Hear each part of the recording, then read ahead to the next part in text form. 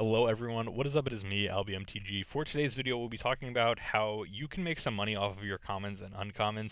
I see a lot of people who just kind of like complain about their commons and uncommons just laying around the house and don't actually realize that they could be sitting on some money and just don't know it yet. So I'm going to talk about why I personally collect commons and uncommons, why I'm the guy that people go to when they know they have to unload their commons and uncommons to make space for new cards or something like that. I'm the guy who will take in the commons and uncommons because there's money making potential to be had, and I'm going to be talking to you guys today about how you guys can make some money with your commons and uncommons. So, the kind of cards that I want to point out here are cards like Aether Vial, cards like Sensei's Divining Top, Goblin Lore, Manamorphose, Chromatic Star, Crimson Wisps, Utopia Sprawl, Expedition Map, Sakura Tribe Scout.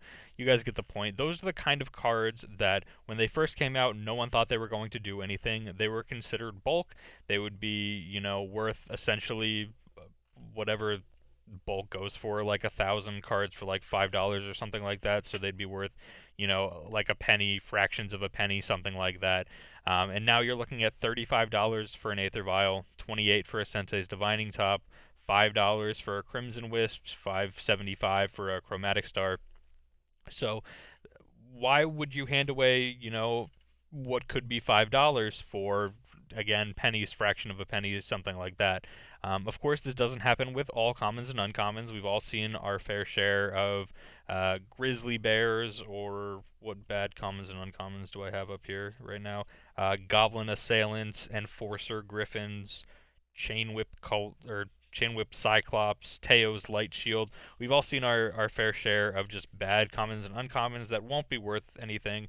Those we can consider true bulk, and you can do whatever you want with those. But there are several commons and uncommons where you may want to think twice before you just hand them over next time. I know just getting rid of commons and uncommons is a very normal thing to do, but I personally don't get rid of my commons and uncommons. In fact, I'm usually the person that people go to when they're ready to unload their commons and uncommons because they know that I'll take them, because there is money making potential to be had there. When we look at all of these commons and uncommons, you can see we're scrolling down. There's like a bunch of $2 uncommons and stuff.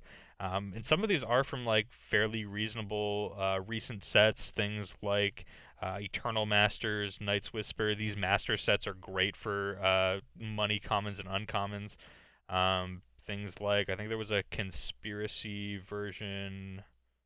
No, they don't have the conspiracy version up here next to these for Ghostly Prison, unless this is it. There we go. The Conspiracy Take the Crown Ghostly Prison. That's fairly recent. Iconic Masters Mishra's Bauble, fairly recent as well. I'm considering fairly recent to be like within the past, let's say, 5 years or so. That would be something that I would consider fairly recent. The Wastes from Oath of the Gatewatch at about $2 a piece right now. So you can see that there is money to be made from these commons and uncommons, and it's not just, the commons and uncommons that are from, a million years ago, like these alpha and beta commons and uncommons. Those are obviously worth money, but I chose to exclude alpha and beta cards from this list for obvious reasons, unlimited ones as well. Because those would just be more expensive and wouldn't really fit the theme of this video, because we all know that those would be expensive. But we're talking about these kind of commons and uncommons over here. So a good example of this is one of my friends who is a big Modern player. He received a bunch of cards from his friend, mainly commons and uncommons. He went through everything, picked out all of the cards that he knew were worth money, and then said, "Here you go. You can take this." And most of the stuff from there was from the Shadowmoor, Eventide, Lorwyn, Morningtide kind of time and magic, those sort of sets. And so he pulled out the cards that he knew were worth money, things like the Manamorphose, because it was, I believe, just last year, maybe, yeah, I think just last year, so Manamorphose was still worth something.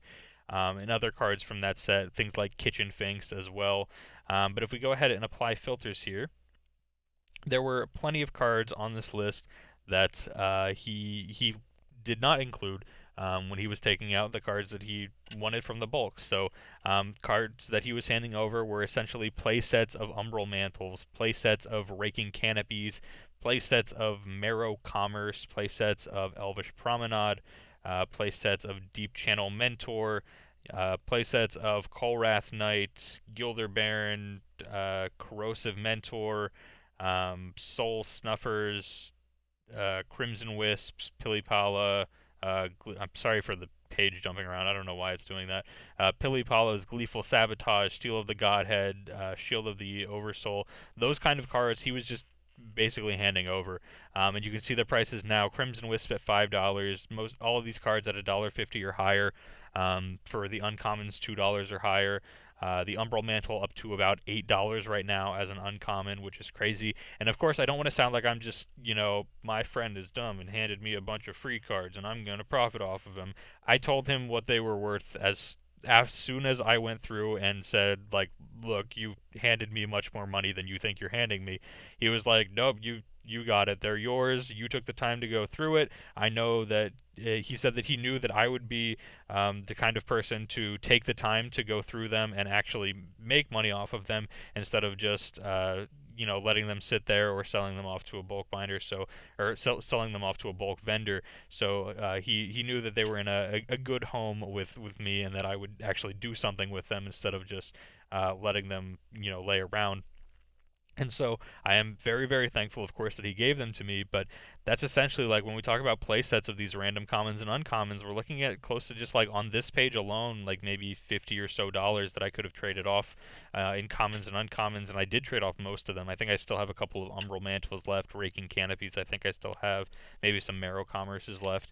But yeah, you guys get the point. There's just so much money in commons and uncommons, and these ones again were from a fairly old set, I guess you could say. I don't know exactly when the first set in this block came out, but even in just like fairly recent sets we went through before, and we saw some of the cards from like Iconic Masters and these other Master sets that you could potentially make some money off of. The Wayfarer's Baubles, a bunch of your Commander stuff as well. Yeah, you guys can see that there's money to be made through commons and uncommons. A great place that I like to unload my commons and uncommons, of course, not just because I'm sponsored, but because I do use the service. CardSphere is great for unloading these commons and uncommons. If we go ahead and were to like send off some packages, or well, that's sending. Let me go to send. There we go. If I was to say have all of these, random packages up here that I could trade off all of these, random things. One of the things that I've been doing was I inventoried all of my foils and just like foil commons and uncommons because those are the kind of cards that people like to have added onto their packages. So you can see here someone wants a Champion of Wits, but then they also want some just like random foil commons. There's some other stuff like down here, foil Acidic Slime, sure, 2 foil Sphere of the Suns, you got it. Cartouche of Solidarity, Liliana Spectre, Beacon Bolt, Basic Island, sure. So like those kind of cards, you can do the same exact thing with these. Just actually, this looks like a good one. I'm probably gonna send this one off. We're just gonna go for this now. Live trading here on CardSphere. But you can see that we go ahead and can add in these extra just commons and uncommons. For me, I inputted all my foils that I can send off those and see them, but I can go ahead and just click on like one of these random packages and see if they also want, just a random $1 or $2 uncommon that someone essentially handed me over for free, and then maybe I can make $1 off of it. Maybe I can make $1.50 off of it, which doesn't seem like a lot, but when you add it up over time, you could build an entire modern deck off of just free commons and uncommons that you've waited on to go up in price a little bit and then traded them off. Like you could definitely do that, and it's something that I'm currently, working towards as I trade off a bunch of these commons and uncommons that are like $1.50 or higher. So yeah, I think this is just something that a lot of people don't realize that they can do.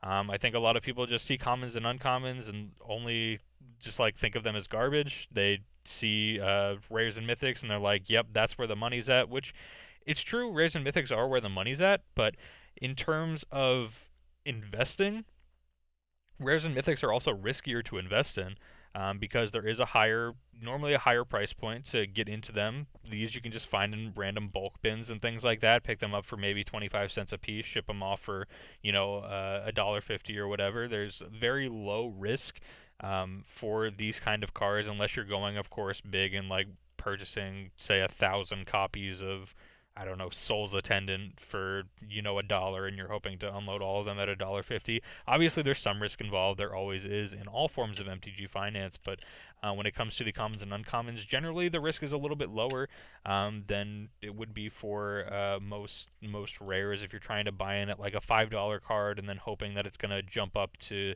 say, $15 in the future or something like that, there's just significantly more risk there because the entry point's a little bit higher.